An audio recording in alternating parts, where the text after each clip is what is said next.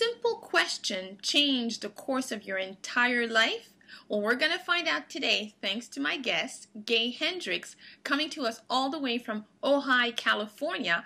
Gay, thank you so much for being on the show today. It's great to be with you. Thank you for inviting me.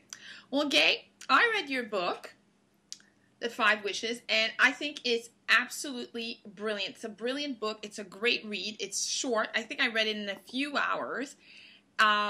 Absolutely amazing insight. And I want to know, what prompted you to write this book? Well, I was having dinner one night with Neil Donald Walsh, who wrote the Conversations with God books.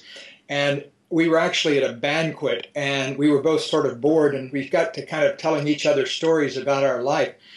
And I told him the story that's in the book 5 Wishes. And he said, "Gee, I never heard that. Have you ever written that in any of your books?"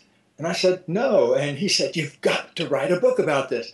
And so I actually went home, just for Neil's sake, I went home and I wrote about a 20-page version of the story and just shared it with him. Okay. Because he wanted to read it. But then as I got thinking about it more and more, I decided to let it grow into a full book. And so the whole book revolves around an incident that happened when I was in the very early stages of my relationship with my wife, now of 32 years, Kathleen, also known as Katie. And so when we were first together, I went to a party with her, and I kind of went for her sake, and she was new in town, and I wanted to have her meet people and that kind of thing.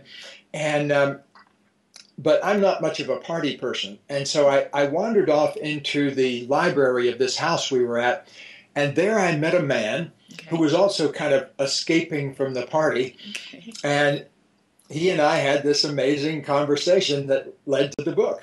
Okay. So what's this amazing conversation? I mean, it had to be a phenomenal conversation to write this book, because this book really makes you think. So this guy must have said something at that party that really stirred quite a lot in you. It certainly did. In fact, I would say it changed the whole direction of my life, because he and I were browsing in this library, and we made a little joke with each other. I said something like, "You're not much of a party person either, huh?" And he said, "No, I don't like all the small talk." And so we struck up a conversation based on the fact that neither one of us likes small talk very much. And so I can't remember if he said it or I said it, but somebody said, "Well, let's have big talk then. If we're going to talk to each other, let's have a big talk." And I said, "Okay, you go first." And he said, "Well, I almost died 6 months ago. I had a near-death experience." And I said, "What was that like?"